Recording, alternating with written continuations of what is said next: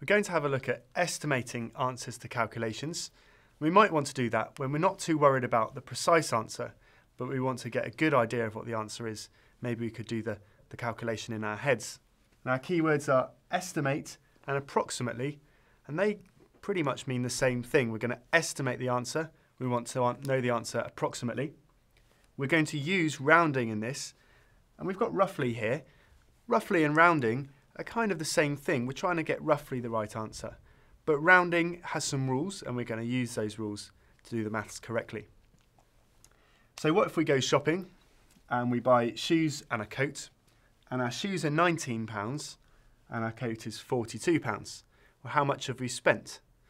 Now we've got to add those two numbers together, but that might be quite a difficult sum. And we could make that a little bit easier if we just want to roughly know what the answer is. We could round the 19 to 20. So I'm going to say that's roughly £20. And the £42, well, I can round that down to £40. 42 is pretty close to 40.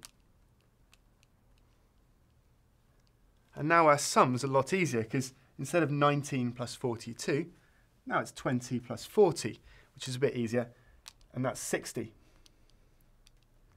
Now the answer isn't exactly 60, but we know that that's close enough because we've done the correct rounding. Here's another scenario. On Friday, 98 people go to the cinema to see a particular film.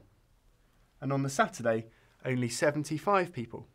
And if you worked at the cinema, you might want to know how many more people went on Friday than went on Saturday. So that's 98 take away 75. But we might not be worried exactly what the answer is. So what I'm going to do is I'm going to round this number. 98, well, that rounds up to 100. And we're going to subtract, and we're going to round the 75. Now, 75 is exactly halfway between 70 and 80, so we've got to choose. Well, the rule is if it's exactly halfway, or if it ends in a 5, then it rounds up. So 75 rounds to 80, and that's the correct mathematical way. So that's 100, take away 80, well, that's 20.